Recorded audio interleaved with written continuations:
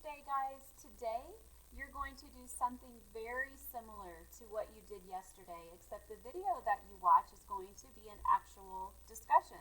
So instead of just seeing one speaker at a time, you're going to see a group of people interact with one another.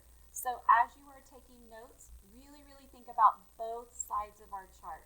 What are the listeners doing and what are the speakers doing?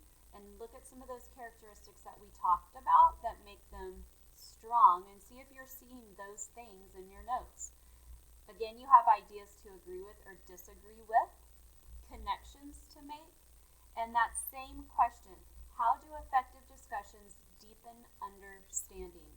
If you see in this video strong listeners and strong speakers, then that means at the end of their discussion, everybody's understanding their topic. So see what you're noticing in this discussion today.